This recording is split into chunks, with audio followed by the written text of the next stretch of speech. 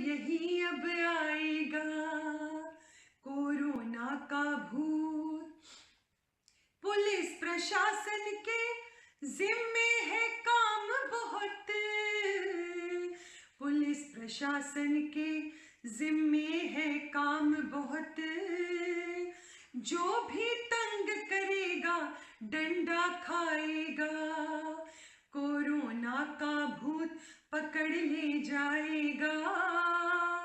घर में बैठो वरना ये खा जाएगा।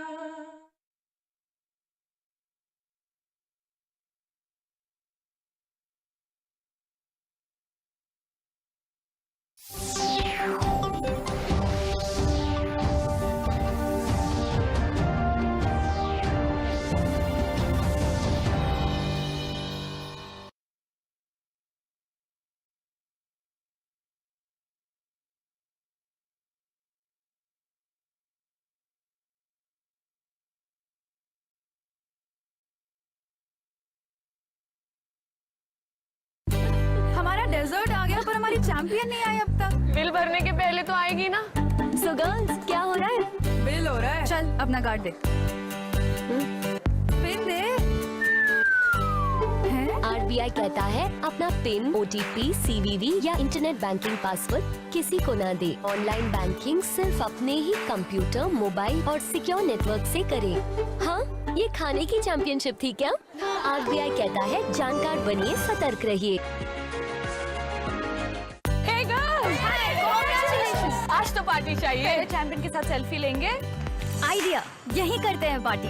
Pizza party. ये चल अपना कार्ड और पिन दे। मेरे कार्ड की डिटेल्स मैं खुद ही डालूंगी। RBI कहता है अपना पिन, OTP, CVV या इंटरनेट बैंकिंग पासवर्ड किसी के साथ शेयर ना करें। ऑनलाइन बैंकिंग सिर्फ अपने कंप्यूटर, मोबाइल और सिक्योर नेटवर्क से करें। बाय गर्ल्स, कहाँ जा रही है? सुना नहीं? No sharing. RBI कहता है जानकार बनिए, सतर्क रहिए।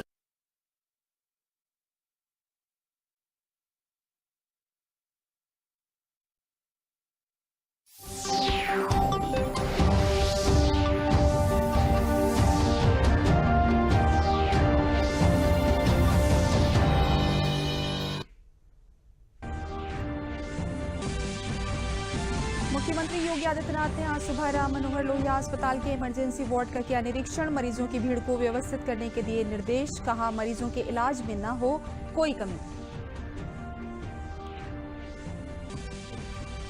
अन्य प्रदेशों से आए प्रवासी श्रमिकों को स्किल मैपिंग के जरिए रोजगार उपलब्ध कराने के लिए मुख्यमंत्री ने दिए निर्देश। टीम 11 की बैठक में अपर मुख्य सचिव गृह ने बताया कि नए राशन कार्ड बनाने के लिए तेजी से किया जा रहा है काम।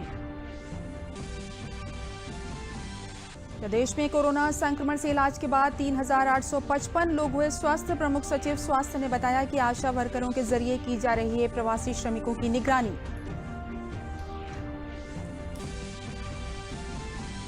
मई के अंत तक प्रदेश में मनरेगा के तहत 50 लाख लोगों को दिया जाएगा रोजगार। ग्राम विकास राज्य मंत्री आनंद स्वरूप शुक्ला ने कहा कि आज तक 38,76,452 लोगों को मिला मनरेगा के तहत रोजगार। नमस्कार, मैं हूं तरन्नुम रिजवी। अब समाचार विस्तार से। मुख्यमंत्री योगी आदित्यनाथ ने आज सुबह राम मनोहर लोहिया अस्पताल के इमरजेंसी वार्ड का निरीक्षण किया। इस दौरान उनके साथ चिकित्सा शिक्षा मंत्री सुरेश खन्ना मौजूद रहे। मुख्यमंत्री ने स्वास्थ्य सुविधाओं का निरीक्षण करने के साथ मरीजों से बातचीत भी की। सीएम योगी ने इमरजेंसी में वार्ड में मरीजों की भीड़ को व्यवस्थित करने के निर्देश देने के साथ कहा कि मरीजों के इलाज में कोई कमी न हो। इमरजेंसी में डॉक्टरों की उपलब्धता हर वक्त बनी रहे। उन्होंने इमरजेंसी में डॉक्टर बढ़ाने के लिए भी कहा। मुख्यमंत्री योगी आदित्यनाथ ने राम मनोहर लोहिया के इमरजेंसी वार्ड में कोविड-19 और सामान्य मरीजों की भर्ती के लिए व्यवस्थाएं देखी। इमरजेंसी वार्ड में आने वाले मरीजों को किस तरह से रेड, येलो और ग्रीन जोन में भेजा जाता है, इसके बारे में भी सीएम योगी ने विस्तार से जानकारी ली। उन्होंने मरीज के पर्चा काउंटर, स्क्रीनिंग और फीवर क्लिनिक के बारे में भी जाना। निदेशक प्रोफेसर AK त्रिपाठी ने संस्थान में की गई तैयारियों के बारे में सीएम योगी को जानकारी दी। सीएम योगी ने इमरजेंसी में आने पर कोरोना के संदिग्ध संक्रमितों को भर्ती करने के लिए अलग से बनाए गए वार्ड को भी देखा।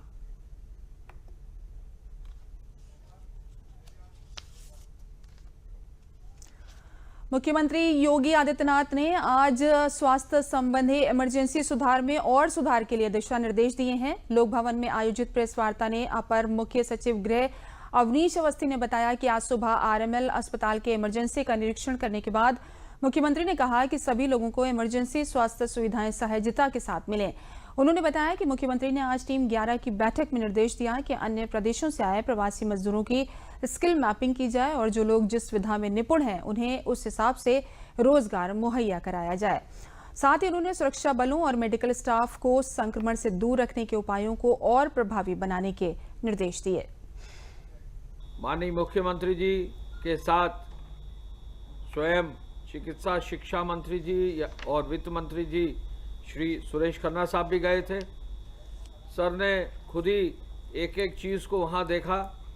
अस्पताल में इमरजेंसी की सुविधाएं किस प्रकार दी जा रही हैं उस पर उन्होंने वहाँ के वरिष्ठ डॉक्टर्स को और वहाँ के जो प्रभारी हैं उनको ये निर्देश दिया कि इमरजेंसी की सुविधाओं को देने के लिए सुबह सभी जो डॉक्टर्स हैं, सभी जो स्टाफ है, वो सुनिश्चित करें कि कोई भी लाइन में खड़ा न रहे। कोई भी व्यक्ति आए उसको तत्काल जो है इमरजेंसी की सुविधाएं दी जाएं। श्रमिकों की, कामगारों की स्क्रीनिंग के लिए क्वारंटाइन सेंटर्स पे सुरक्षा व्यवस्था और मजबूत करने का भी आज उन्होंने निर्देशित किया। डीजीपी साहब को ये कहा है कि हर क्वारंटाइन सेंटर में सुरक्षा व्यवस्था ऐसी रहनी चाहिए कि किसी भी क्वारंटाइन सेंटर में कोई भी किसी तरह की कठिनाई ना आए।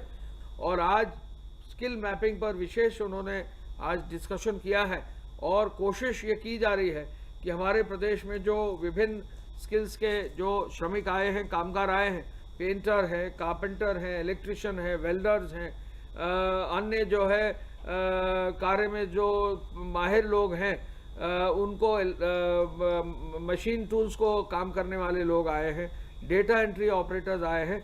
ऐसे लोगों को इंडस्ट्री से मिलाया जाए और बहुत जल्दी ही उन्होंने निर्देशित किया है एमएसएमई डिपार्टमेंट को कि वो औद्योगिक संगठनों से संपर्क करके जल्दी से जल्दी आए हुए श्रमिकों को औद्योगिक इकाइयों से जोड़ते हुए उनके रोजगार को और मजबूत करने के लिए, रोजगार की संभावनाओं को बढ़ाने के लिए कार्यक्रम आयोजित करें।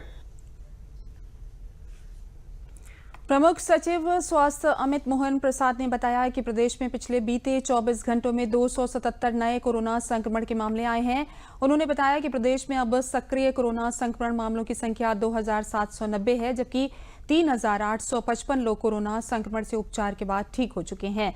उन्होंने प्रेस वार्ता के दौरान बताया कि आशा वर्करों के द्वारा प्रदेश में आए प्रवासी श्रमिकों पर नजर रखी जा रही है। साथ ही निगरानी कमेटियां भी क्वारंटाइन सेंटरों पर नजर बनाए हुए हैं। कोरोना वायरस के संक्रमण की स्थिति इस प्रकार है। विगत 24 घंटों में 277 मामले सामने आए हैं, 277। इस समय तक प्रदेश में जो एक्टिव इन्फेक्शन के केसेस हैं उनकी संख्या है 2790, 2790। और जो लोग पूर्णतः उपचारित होकर अस्पतालों से डिस्चार्ज किए जा चुके हैं उनकी संख्या 3855, 3855। इस संक्रमण से अभी तक 178 लोगों की मृत्यु हुई है। इस समय आइसोलेशन वार्ड्स में 2895 लोग रखे गए हैं, जिनका विभिन्न चिकित्सालयों में अथवा चिकित्सा महाविद्यालयों में निरंतर इलाज हो रहा है। और फैसिलिटी क्वारंटाइन में इस समय 9558 लोग रखे गए, 9558। आशा वर्कर्स के द्वारा जो प्रवासी कामगार प्रदेश में लौट रहे हैं उनकी लगातार ट्रैकिंग की जा रही है। उनके घर जाकर के वो उनका हालचाल पूछती हैं और फिर उसकी सूचना वो हमारे हेल्थ डिपार्टमेंट के पोर्टल पर उपलब्ध करवा देती हैं। अब तक आशा वर्कर्स के द्वारा 9,60,933 प्रवासी कामगारों को ट्रैक किया गया है, जिसमें से उन्होंने 945 लोगों को किसी न किसी लक्षण के साथ पाया है। तो उन सबों का सैंपल लेकर के उसकी जांच करवाई जा रही है। देश में कोरोना वायरस के सक्रिय मामलों की संख्या 83,004 हो गई है। 64,425 मरीजों को इलाज के बाद अस्पताल से छुट्टी मिल चुकी है। कोविड-19 के कारण 4,337 लोगों की मृत्यु हो चुकी है। प्रदेश के ग्राम्य विकास राज्य मंत्री आनंद स्वरूप शुक्ला ने बताया कि प्रदेश में मई के अंत तक 50 लाख लोगों को मनरेगा के तहत रोजगार उपलब्ध कराया जाएगा। उन्होंने बताया कि आज तक 38,76,452 लोगों को रोजगार दिया जा रहा है, जिसकी संख्या आने वाले समय में 1 करोड़ करनी है। दूरदर्शन के साथ विशेष बातचीत में उन्होंने बताया कि जो भी श्रमिक प्रदेश में आए हुए हैं उन्हें काम उपलब्ध कराया जाएगा। उन्होंने कहा कि बाहर से आए श्रमिकों की स्किल मैपिंग की जा रही है। अब तक 3,32,796 लोगों की स्किल मैपिंग की गई है और उन्हें उनके स्किल के अनुसार कार्य में लगाया जाएगा। साथ ही उन्होंने बताया कि आजीविका मिशन के तहत स्वयं सहायता समूहों ने 62 लाख मास्क, 40,000 पीपीई किट और हैंड वॉश और सैनिटाइजर का निर्माण करके बड़ी सफलता पाई है। इस कार्य से स्वयं सहायता समूहों को बड़ी राशि प्राप्त हुई है। मनरेगा के माध्यम से जो हमारे उत्तर प्रदेश में निवासरत श्रमिक हैं एवं जो अन्य प्रदेशों से हमारे प्रवासी श्रमिक बंधु वापस आ रहे हैं, उन सभी लोगों को रोजगार देने के क्रम में आज 27 मई को 38,76,452 लोगों को आज हमने रोजगार दिया है। मई के अंत तक 50 लाख करने का टारगेट है, हम उसे पूरा करेंगे।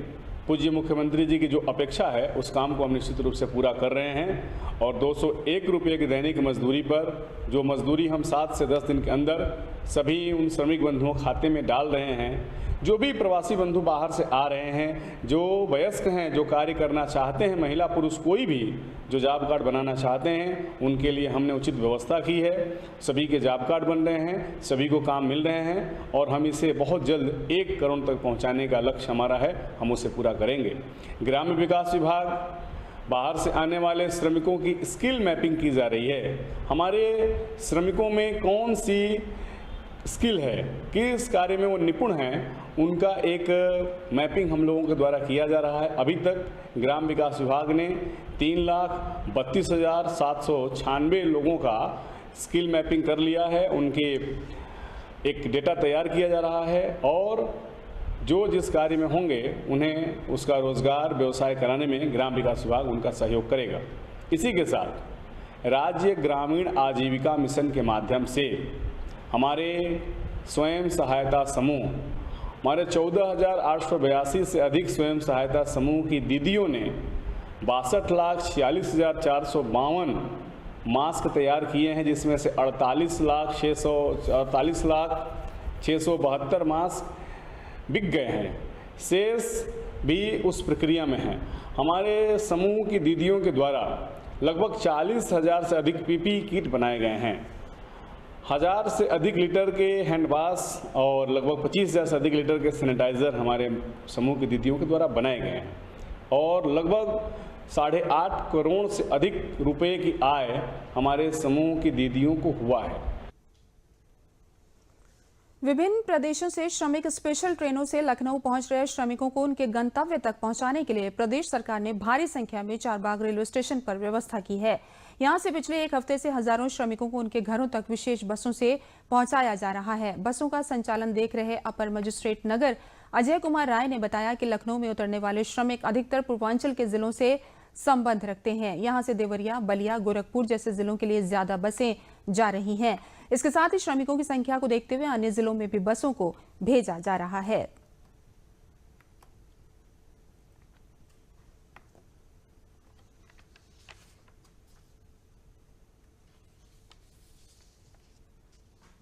जैसा आप जान रहे हैं कि पिछले 2 हफ्ते से अधिक समय से जो है लगातार ट्रेनें आ रही हैं, श्रमिक स्पेशल ट्रेनें लगातार उतर रही लखनऊ में और बहुत भारी भीड़ जो यहाँ से डिस्पर्स कराई जा रही है अन्य ज़िलों के लिए।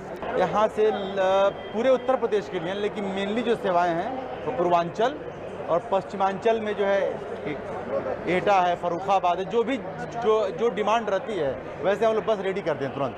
लेकिन जो मोस्टली जो यहाँ डिबोर्ड हो रहे हैं पैसेंजर, वो सारे पैसेंजर्स वो ज़्यादातर पूर्वांचल के हैं। सरकार ने लॉकडाउन में उद्योगों को बढ़ावा देने के लिए जो पैकेज की घोषणा की है, उसका फायदा बनारस के बनारसी साड़ी उद्योग को भी मिलता दिख रहा है। साड़ी व्यवसायियों को उम्मीद है कि सरकार के इस पैकेज और लॉकडाउन में दुकानों के खुलने से साड़ी व्यवसाय जल्द ही गति पकड़ लेगा। पेश है एक रिपोर्ट। बनारसी साड़ी वाराणसी का एक प्रमुख उद्योग है। यहाँ लॉकडाउन के कारण जो व्यवसाय बंद हुआ था, उसको केंद्र सरकार के पैकेज और लॉकडाउन के बीच दुकानें खुलने से साड़ी व्यवसायियों में उम्मीदें जगी हैं। वाराणसी साड़ी की प्रसिद्धि हाथ से बुने होने के कारण बेहद खूब है। ये बनारसी साड़ी हैंडलूम है, जो बुनकर बनाते हैं। एक साड़ी 15 से 20 दिन में तैयार होती है। एक एक धागा इसमें प्योर सिल्क है। सरकार की पैकेज घोषणा का सीधा लाभ बुनकरों को मिल रहा है, जो साड़ी व्यवसाय के लिए अच्छा है।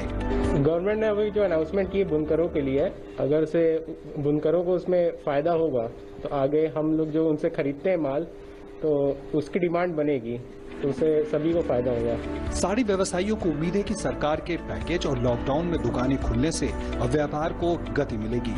2 महीने से दुकान एकदम बंद थी। आगे उम्मीद है कि अच्छा चलना चाहिए धंधा, और जो सरकार ने पैकेज दिया उसका लाभ मिलना है। उम्मीद है आगे। जो आर्थिक पैकेज की घोषणा की है, उसके तहत हमें लगता है कि बनारसी साड़ी के व्यापार में और बढ़ोतरी होगी, क्योंकि हमारे प्रधानमंत्री भी बनारस के सांसद हैं। इसलिए हमें लगता है कि बनारसी साड़ी का व्यापार और आगे तक बढ़ेगा, और हम प्रधानमंत्री का धन्यवाद करते हैं। प्रधानमंत्री मोदी के संसदीय क्षेत्र में अब व्यापारियों को उम्मीद है कि उनका साड़ियों का व्यापार जल्दी ही अच्छे दौर में पहुंच जाएगा। सरकार ने ख्याल रखा है अपने पैकेज में बुनकरों का और व्यवसायियों का। सभी को उम्मीद है कि इस लॉकडाउन के बाद व्यापार में बढ़ोतरी होगी, और सभी सरकार का धन्यवाद भी कर रहे हैं कि इस कोविड-19 की महामारी में जिस तरह से सरकार ने पैकेज की घोषणा की है, चाहे वो बुनकर हों, चाहे साड़ी व्यवसायी हों, सभी को इसका लाभ मिलेगा। कैमरा पर्सन आनंद श्रीवास्तव के साथ doctor Harikesh Bahadur Singh Gautam, DD news, Varanasi. केंद्र सरकार ने ऑपरेशन ग्रीन्स योजना का विस्तार करते हुए टॉप 2 टोटल योजना में 500 करोड़ रुपए का प्रावधान किया है। इस योजना में टमाटर, आलू, प्याज के साथ साथ अन्य सब्जियों और फलों को भी जोड़ा जाएगा। इस योजना के विस्तार हो जाने से नष्ट हो जाने वाली फसलों और फसलों को कम मूल्य पर बेचने के नुकसान से किसान बचेंगे। योजना में किसान को 50% सब्सिडी ट्रांसपोर्टेशन और 50% सब्सिडी भंडारण पर दी जाएगी। इससे किसान फसलों को कभी भी और कहीं भी बेफिक्र होकर अच्छे दाम पर बेच सकेगा। किसानों ने बताया कि इस तरह की योजनाओं से लघु व सीमांत किसान के साथ देश का लाभ होगा। किसानों द्वारा उत्पादित वस्तुएं उपभोक्ताओं तक महंगी पहुंचती हैं और किसान को कम मिल रहा है। यदि माल के स्टोरेज की व्यवस्था हो जाए तो किसान को फसल माटी के भाव नहीं बेचना पड़ेगी। ऑपरेशन ग्रीन्स योजना से स्टोरेज व्यवस्था हो जाने से किसान का माल सुरक्षित हो जाएगा और प्राकृतिक आपदा से होने वाले नुकसान से भी बचा जा सकेगा, और माल डंप की व्यवस्था से किसान कई महीने अपना माल रोक सकेगा।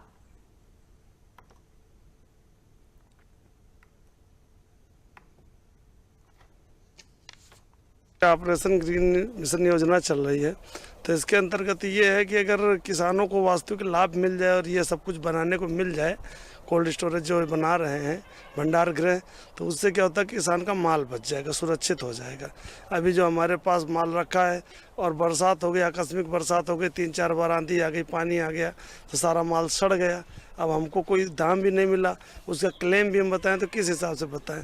अगर ये चीज़ हम लोगों को मिल जाए तो उसको लाभ मिलेगा। लेकिन ये हालात थे कि पूरी डीसीएम लोड होती थी, लोड होने के बाद मंडी में फेंक के चले आते थे, कुछ भी बिक्री नहीं। मतलब मैं सोचता था कि 100 रुपये कैरेट बिक जाए, तो वो भी नहीं बिकता था, लास्ट में फेंकना पड़ता था, भाड़ा तक नहीं आता था। लेकिन ये जो ऑपरेशन ग्रीन के तहत इन्होंने मोदी जी ने किया है 20 लाख का पैकेज, इसमें जो भाड़ा देना और ये सब कार्रवाई है, इससे क्या किसानों को काफ़ी सहूलियत मिलेगी। और तो इसमें छोटे से छोटा, चाहे लघु किसान हो, चाहे सीमांत किसान हो, उसका भी लाभ होगा और हमारे देश का लाभ उपभोक्ताओं तक जो महंगी चीज़ें पहुँचती हैं और किसान को कम रेट मिल रहा है, लेकिन उपभोक्ता को अधिक चुकाना पड़ रहा है। तो अगर स्टोरेज की व्यवस्था हो जाए तो फिर उसमें जो है ना उपभोक्ता को महंगा पड़ेगा और ना किसान को जो है माटी के भाव बेचना पड़ेगा। वाराणसी में हजारों की संख्या में प्रवासी श्रमिकों को सरकार ने ट्रेन व बसों के द्वारा भेजा है, जहां पर इन सभी को क्वारंटाइन किया गया।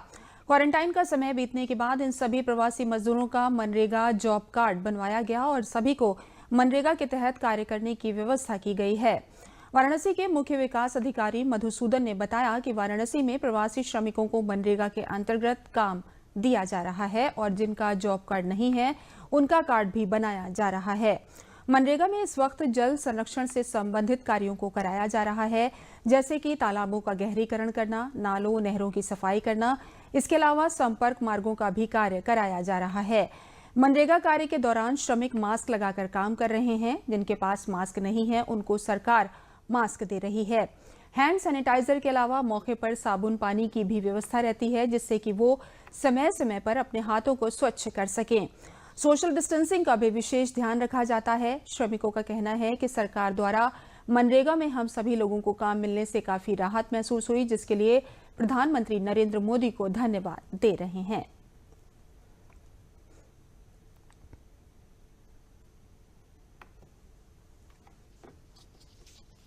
श्रमिक लोग आ रहे हैं बस से या ट्रेन से, उनकी पहले स्क्रीनिंग हो जाती है वही उसी जगह पे। उसके बाद उनको होम क्वारंटाइन में भेजा जाता है, जिसके पास कोई सिम्टम्स नहीं दिखते हैं। होम क्वारंटाइन में भेजने के बाद 21 दिन का उनका समय व्यतीत होने के बाद होम क्वारंटाइन में उनका हम मनरेगा मजदूरी के लिए हम जॉब कार्ड बनवाते हैं। अगर उनके पास जॉब कार्ड नहीं है तो बनवा के गाँव में ही अधिक से अधिक कार्य मनरेगा के अंतर्गत हो रहे हैं, उनको उसी कार्यों में भी इन्वॉल्व करके हम गाँव के एसेट्स क्रिएट कर रहे हैं। अब तक कुल मिला के हमारे पास जो सूचना है जो लगातार अपडेट होती रहती है, कल शाम तक के 16,000 लोग हमारे ग्राम पंचायत में आए हुए हैं, जिनमें से लगभग अराउंड 3,500-4 हज़ार लोगों का जॉब कार्ड बना हुआ है और उनको मनरेगा के मजदूरी में काम लगा दिया गया है। इसके अतिरिक्त भी हमारे पास पहले से ही जो एक्टिव जॉब कार्ड होल्डर्स थे वो थे 80,000 लोग, जिनमें से हमने अब तक 70,000 परिवारों को हमने ऑलरेडी मनरेगा के अंतर्गत मजदूरी दिलाई है। मुजफ्फरनगर जिले में कोरोना से एक बुजुर्ग महिला की मौत हो गई है। जिले में कोरोना से ये पहली मौत है। एक ही दिन में 10 कोरोना पॉजिटिव केस सामने आए हैं।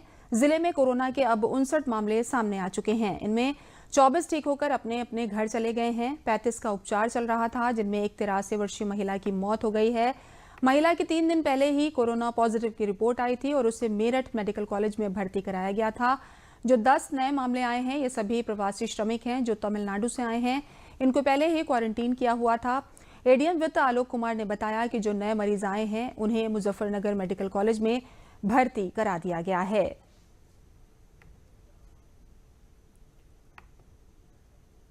कोरोना जैसे आपातकाल में सुरक्षा ही सबसे बड़ा उपाय है। हम नियमित योग और आयुर्वेद के माध्यम से न सिर्फ इससे मुक्ति पा सकते हैं बल्कि बचाव के भी महत्वपूर्ण भूमिका अदा कर सकती है। इन्हीं उद्देश्य से आज UP Ayurvedic medical college Lucknow में एक ऑनलाइन सेमिनार का आयोजन किया गया, जिसमें आयुष मंत्री धर्म सिंह सैनी ने लेकर देश भर से बड़े बड़े आयुर्वेदाचार्य जुड़े थे। सेमिनार में उन्होंने कोरोना से मुक्ति के लिए आयुर्वेद की भूमिका पर विस्तार से चर्चा की। यूपी आयुर्वेद कॉलेज के प्रधानाचार्य डॉक्टर पीसी सक्सेना ने कहा कि आयुर्वेद के ये उपाय एक बार जरूर आजमाएं। इस समय पूरे विश्व में एक खतरनाक कोरोना वायरस के कारण हाहाकार मचा हुआ है। इस वायरस का सबसे बड़ा इलाज योग है। कोरोना संक्रमण से बचने के लिए हमें कुछ जरूरी सावधानियां बरतनी होगी।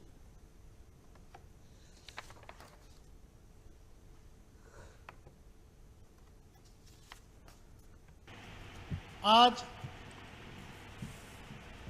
न केवल भारतवर्ष बल्कि पूरा विश्व जो एक उम्मीद की नज़र से देख रहा है, जो एक आशा उभर कर आई है, उसमें आयुर्वेद की महती भूमिका सिद्ध हो रही है। मैं अपने दर्शकों से, देखने वालों से ये कहना चाहूँगा कि यदि आयुर्वेद के सिद्धांतों को, आयुर्वेद के सिद्धांत में, आयुर्वेद में पहले स्वस्थ व्यक्ति के स्वास्थ्य की रक्षा और फिर यदि कोई व्यक्ति किसी बीमारी से ग्रसित है तो इसका इलाज करने के लिए कहा है। व्यक्ति कैसे स्वस्थ रहे इसके लिए आयुर्वेद में दिनचर्या, रात्रिचर्या, ऋतुचर्या, आहार, इनके बारे में बताया गया है। आज जब हम लॉकडाउन की स्थिति से गुजरे भी हैं और आज भी कमोवेश हम उसी हालात में हैं, तो यदि हम आयुर्वेद में बताई गई जो बहुत छोटी छोटी चीज़ें हैं, हमें लगता है कि हमारे सारे दर्शक उसको अच्छी तरीके से जानते हैं। मैं केवल ये कहना चाहूँगा कि हम केवल अपनी दिनचर्या प्रातः अगर हम वैसे तो ब्रह्म मुहूर्त में उठने के लिए कहा गया है, लेकिन अगर हम ब्रह्म मुहूर्त में नहीं भी उठ रहे हैं तो सूर्योदय से पहले हम उठने की अपनी आदत बनाएं। जालौन में आज एक और बड़ी राहत की खबर सामने आई है। राजकीय मेडिकल कॉलेज उरई के आइसोलेशन वार्ड में भर्ती 4 कोरोना पॉजिटिव मरीजों की रिपोर्ट नेगेटिव आने के बाद उन्हें आज मेडिकल कॉलेज से डिस्चार्ज कर दिया गया। इन 4 मरीजों में 3 मासूम बच्चियां भी शामिल हैं, जिनकी उम्र 1.5 वर्ष, 3 वर्ष और 8 वर्ष है।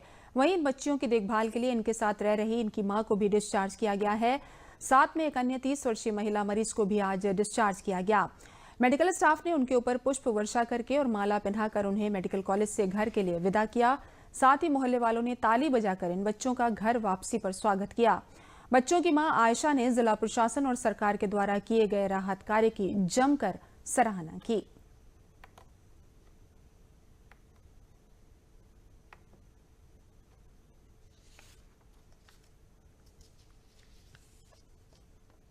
मैं कोरोना के उसमें गई थी, बच्चों को लेके, बच्चों को था, मैं नेगेटिव थी, बच्चों को लेके गई थी, बच्चे हमारे पॉजिटिव थे।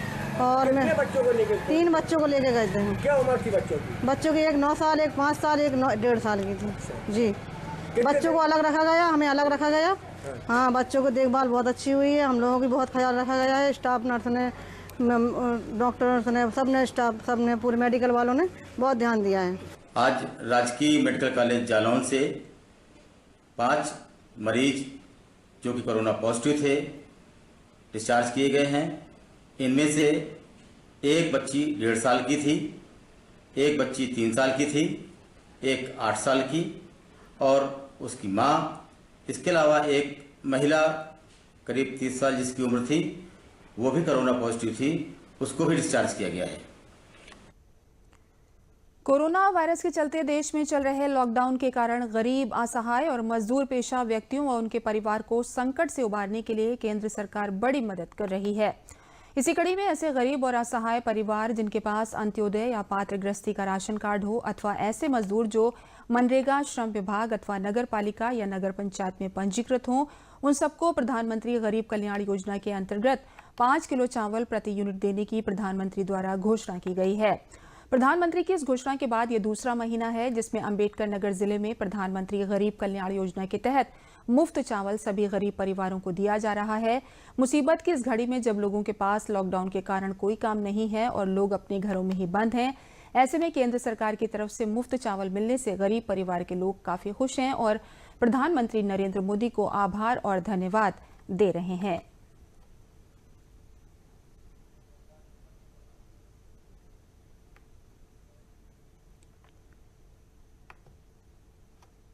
मेरा नाम सुनील कुमार है, मैं रानीपुरा का रहने वाला हूँ। मुझे जब से लॉकडाउन लगा हुआ है तब से हम लोग परेशान हैं। इसके तहत प्रधानमंत्री गरीब योजना के तहत से 2 महीने का मुफ्त चावल मिल रहा है। गरीब कल्याण योजना के अंतर्गत 2 महीने से फ्री जो है गल्ला मुझे मिल रहा है। मेरे पास खाने पीने का कोई सामान नहीं, बहुत परेशानी के कारण 2 महीने से सरकार जो है मुझे फ्री गल्ला दे रहा है। कोरोना की समस्या की वजह से सरकार हमको बहुत सहयोग दे रही है, 2 महीने से चावल फ्री दे रही है। हम सरकार का बहुत बहुत धन्यवाद करना चाहते हैं। वर्तमान समय में प्रधानमंत्री द्वारा किसानों के हित में चलाई जा रही योजना प्रधानमंत्री किसान सम्मान निधि के अंतर्गत 2000 रुपए किसानों के बैंक खातों में भेजे गए हैं, परंतु कुछ ऐसे किसान जिनके बैंक खातों में किसी अंक की त्रुटि होने के कारण इस योजना का लाभ नहीं ले सके हैं, अब उनके द्वारा किए गए आवेदन पत्र में आधार कार्ड संख्या के आधार पर उनके खाते में भुगतान किया जाएगा। आजमगढ़ जनपद के उप कृषि निदेशक डॉक्टर आर.के. मौर्य ने बताया कि किसान सम्मान निधि का आवेदन करते समय हजारों किसानों ने अपने आवेदन पत्र में बैंक खाता संख्या या IFSC कोड का सही ढंग से अंकन नहीं किया था, जिसके कारण वे इस योजना का लाभ नहीं ले सके। किसानों की इन समस्याओं को देखते हुए सरकार ने निर्णय लिया है कि अब आधार संख्या के आधार पर उनके खातों में धनराशि भेजी जाएगी। किसानों के आधार कार्ड से जो भी खाता लिंक होगा उस खाते में वो राशि पहुंच जाएगी। आधार बेस संख्या से किसान सम्मान निधि की 5वीं किस्त भेजने में भी इसका प्रयोग किया गया, जो काफी सफल रहा है।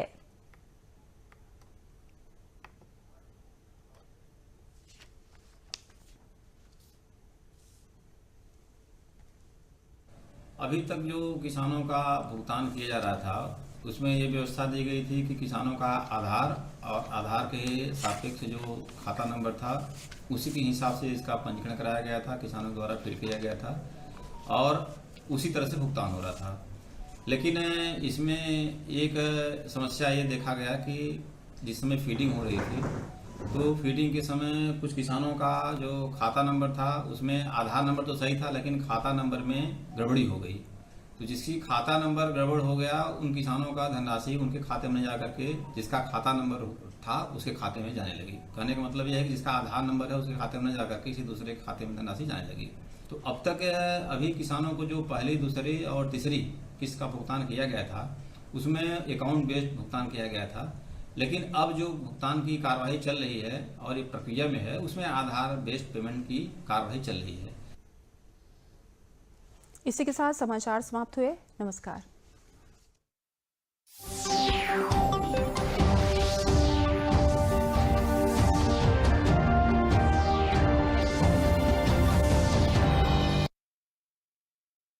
ये विशाल है ना, इसका सब प्रॉपर चलता है। कल उसके बैंक अकाउंट में 15,000 रुपए का फ्रॉड हुआ है, पता है?